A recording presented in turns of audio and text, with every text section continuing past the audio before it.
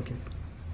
కంటి సర్కిల్ ప్రజలకు ముఖ్య గమనిక, ఈ ఎలక్షన్స్ గ్రామ పంచాయతీ ఎలక్షన్స్ ఎవరైతే అభ్యర్థులుగా వార్డు మెంబర్లు కానీ సర్పంచులు కానీ పోటీ చేయదలుచుకున్నారో వారందరూ కూడా ఎల్లుండి నుంచి నామినేషన్ స్టార్ట్ అవుతున్నాయి.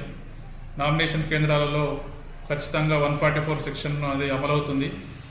144 సెక్షన్ ఉంటుంది కాబట్టి 100 మీటర్ డిస్టెన్స్ అనేది కంపల్సరీ పాటించాలి.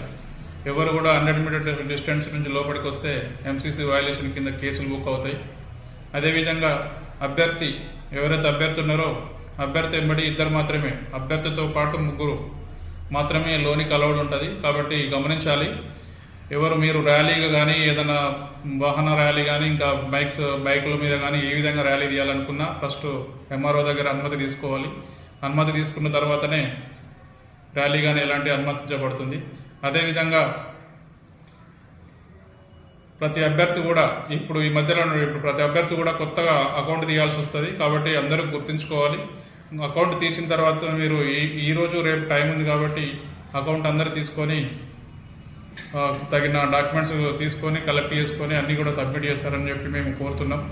అదేవిధంగా ఎంసీసీ వయలేషన్స్ కింద ఎవరైనా ఉల్లంఘనలు పాల్పడినట్టయితే కేసులు నమోదవుతాయి. అదేవిధంగా ఇది జీవితాంతం 20 సంవత్సరాల పాటు రికార్డు ఇట్లా ఉంటుంది.